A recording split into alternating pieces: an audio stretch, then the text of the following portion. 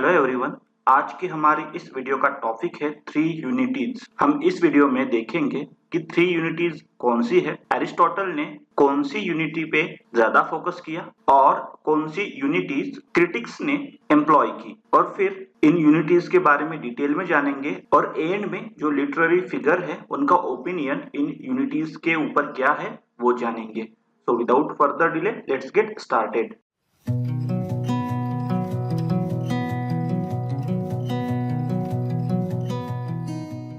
तो जो three unities है उनको क्लासिकल यूनिटीज, एरिस्टोटेलियन यूनिटीज और थ्री यूनिटीज भी कहा जाता है। वो है unity of time, unity of place and unity of action. अब ये तीनों यूनिटीज एरिस्टोटल के पोएटिक्स से डिराइव हुई है, लेकिन एरिस्टोटल ने जो यूनिटी ऑफ एक्शन है उस पे ही ज्यादा फोकस किया है और उसके बारे में ही ज्यादा बताया है। और जो बाकी की जो यूनिटीज है, unity of time and unity of place, उनको जस्ट मेंशन किया है, उन पे ज्यादा फोकस नहीं किया है। लेकिन बाद में मतलब जब रेनेसा स्टार्ट हुआ तब एरिस्टोटल का पोएटिक्स का इटालियन में ट्रांसलेशन निकला पहली बार। वो हुआ 1570 में और उसके राइटर थे इटालियन ह्यूमनिस्ट लुडविको कासलवेट्रो। इन्होंने अपना इंटरप्रिटेशन दिया इटालियन में 1570 में, और वहां पे कासलवेट्रो ने थ्री यूनिटीज के बारे में बताया।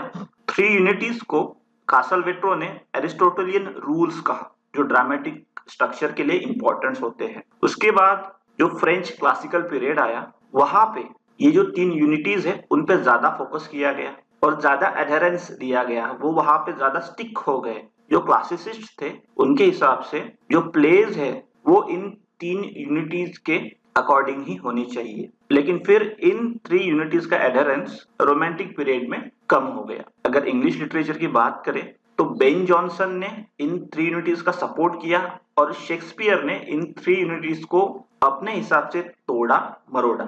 सबसे पहले यूनिटी है unity of time. The action of the play should take place in a short internal chronology, ideally no more than 24 hours. So जो प्ले की एक्शन है, जो प्ले में टाइम दिखाया जाता है वो 24 आवर्स का होना चाहिए, उससे ज्यादा नहीं होना चाहिए। यहाँ पे एरिस्टोटल ने टर्म यूज किया था a single circuit of the sun. Now according to classicist, the spectators would not believe in the reality of an action that consists of several days or years into a 3 hours of drama. अब new classicist का logic क्या था इस unity of time के लिए? उनके opinion से अगर जो ड्रामा है 3 घंटे के अंदर जिसको दिखाना है और वो ड्रामा का टाइम बहुत दिन का होगा, वहां पे बहुत साल अगर दिखाया जाएगा उस ड्रामा में, तो ऑडियंस उसकी रियलिटी पे बिलीव नहीं करेंगे, उस पे डाउट करेंगे। And if the spectators did not believe in the reality of an action, the tragedy would not have its proper effect. So अगर स्पेक्टेटर ही उस एक्शन की रियलिटी पे बिलीव नहीं करेंगे तो जो ट्रेजेडी का इफेक्ट है, कथारसिस, वो प्रॉपरली नहीं होगा। और अगर ड्रामेटिस्ट के पास एक फिक्स टाइम फ्रेम होगा कि इससे बाहर उसको नहीं जाना है, तो वो जो अपनी स्टोरी है उस पर्टिकुलर टाइम पीरियड के अंदर ही उसका जो प्रॉब्लम है स्टोरी का वो रिजॉल्व करने का ट्राई करेगा, और उसके पास एक एम होगा, लिमिट होगी। ये लॉजिक है न्यू क्लासिसिस्ट के यूनिटी ऑफ टाइम के लिए। अब जो यूनिटी ऑफ टाइम को एम्प्लॉय किया गया उसका एक एग्जांपल है a Midsummer Night's Dream by Shakespeare. यहाँ पे यूनिटी ऑफ टाइम को एम्प्लॉय किया गया है। सेकंड यूनिटी है unity of place. The unity of place dictates that the action of the play should take place in a one location in a single physical space. So unity of place का meaning है जो play के अंदर की action है वो सिर्फ एक ही लोकेशन पे होनी चाहिए। जो लोकेशन है वो डिफरेंट नहीं होनी चाहिए।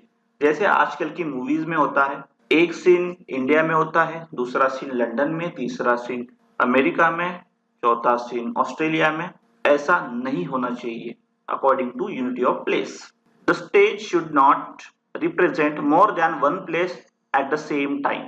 और जो स्टेज पे जो सेटिंग होती है, जो स्टेज डिजाइन होती है, वो एक ही प्लेस के हिसाब से की जानी चाहिए। वो स्टेज एक से ज्यादा बार लोकेशन नहीं दिखानी चाहिए। It should not be employ variations of the scene to change the setting of the action. और जो प्ले होता है उसमें एक सीन चेंज करके दूसरा सीन दिखाने के लिए वहां पे जो स्टेज है वहां की सेटिंग चेंज की जाती है, सीन चेंज किया जाता है, उसमें टाइम जाता है। फॉर एग्जाम्पल, एक सीन विंटर का है, दूसरा सीन रेनी सीजन का है, तीसरा सीन समर का है, तो स्टेज की सेटिंग चेंज करनी होगी वो सीन का इफेक्ट दिखाने के लिए, और उसमें टाइम जाएगा according to neoclassics. And the transition period of the makeover of the stage causes break in action, pacing of story and sometimes pulls out audience out of the story।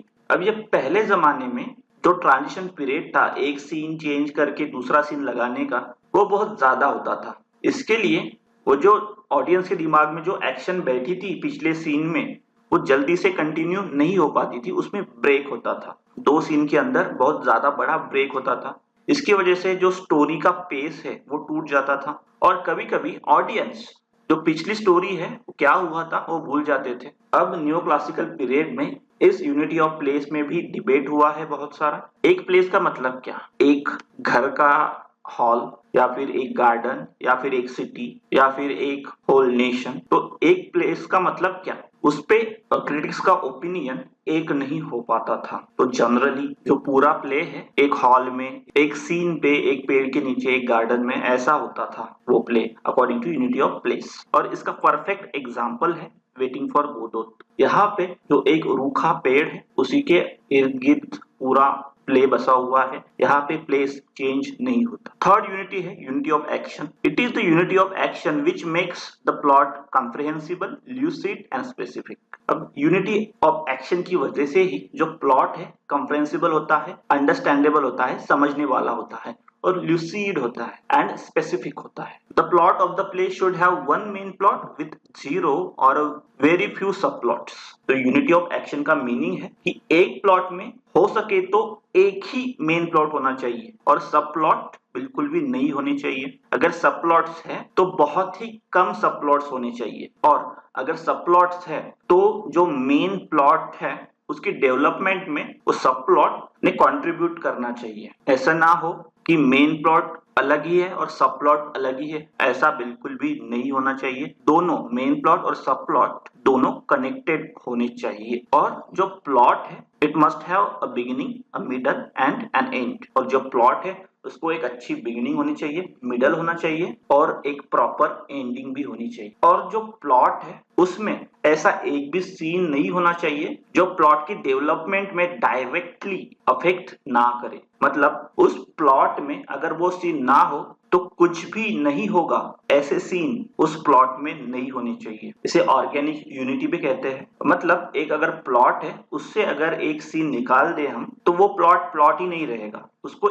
Injury होगी। जैसे एक human body का organ है, उसे अगर निकाल दिया जाए तो ह्यूमन अच्छे से फंक्शन नहीं कर पाएगा, वैसे ही ऑर्गेनिक यूनिटी होती है कि अगर वो सीन उस प्लॉट से निकाल दिया जाए तो प्लॉट अच्छे से एडवांस नहीं कर पाएगा। तो उस प्लॉट में ऐसा सीन नहीं होना चाहिए जो डायरेक्टली प्लॉट की एडवांसिंग में हेल्प ना करे। इसका भी एग्जांपल है वेटिंग फॉर गोडो। अब इन द एंड हम जो क्रिटिक्स है थ्री यूनिटीज पे उनके क्या ओपिनियंस है वो देखेंगे। In an essay of dramatic poesy, Crites overrates the ancients for their adherence to the three unities. Neander, Dryden's mouthpiece, defends its violation by moderners, especially by Shakespeare. Dryden का work है N essay of dramatic Poaceae. यहाँ पे तीन characters है, क्राइटस उनमें से एक है और नियंडर एक है। नियंडर ड्राइडन का माउथपीस है, मतलब नियंडर के थ्रू ड्राइडन ही बात कर रहा है। वहां पे ड्राइडन जो वायलेशन है इन थ्री यूनिटीज का उसको सपोर्ट करते हैं। तो ड्राइडन जो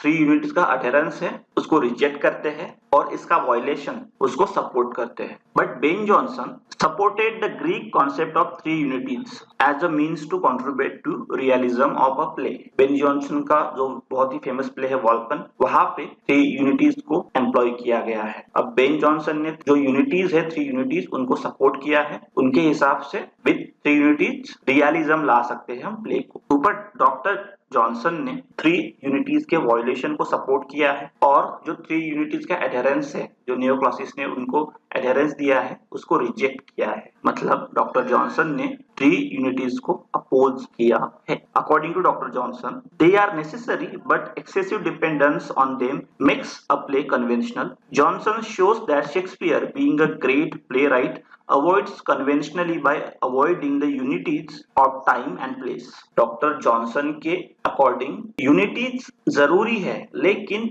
उन पे ज्यादा डिपेंडेंस होना प्ले को कन्वेंशनल बनाता है। और अपने प्रीफेस टू शेक्सपियर में जॉनसन ये दिखाते हैं कि विदाउट दिस थ्री यूनिटीज और avoiding the unities of time and place, Shakespeare made his place very great. So this is all for today. I hope कि आपको यह वीडियो पसंद आई होगी। अगर आपको यह वीडियो पसंद आई है तो प्लीज इस वीडियो को लाइक करें, शेयर करें और हमारे चैनल को सब्सक्राइब करें।